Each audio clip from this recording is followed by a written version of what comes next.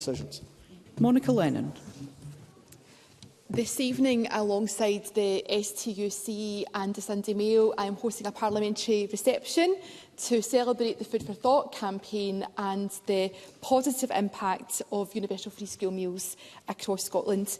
All MSPs are invited, and we hope that the First Minister can join to hear directly from young people how access to universal free school meals is reducing poverty, inequality and stigma.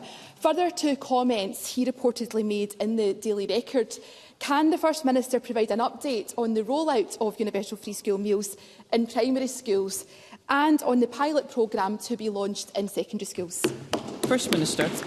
Like I say to Monica Lennon and for others that have an interest in this issue, of course, the SNP-led government is the party of universalism. That is why, of course, we abolished tuition fees, something that Keir Starmer's Labour Party, of course, are not going to be doing. It's why we're the party of the baby box. It's why we're the party, of course, that has introduced universal free school meals P1 to P5.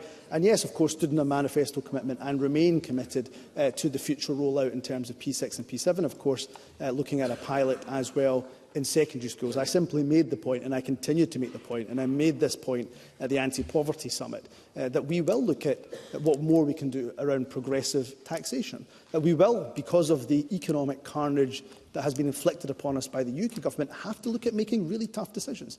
We will have to look at targeting, of course, across a range of potential policy areas. There's not a conflict between universalism and being targeted. Yes, there are some rights that should be universal, such as the right to a free education, to free university education. They are rights. They are not benefits. They are not luxury. At the same time, we should absolutely make sure we're being targeted where we can, such as, for example, the Scottish Child Payment, that game-changing intervention which is helping the poorest in our society. So we are the party that is both, of course, the party of universalism, but also the party that makes sure we target our resources towards those that absolutely need the most help, particularly in the face of a UK government that is inflicting harm upon harm on the poorest in our society.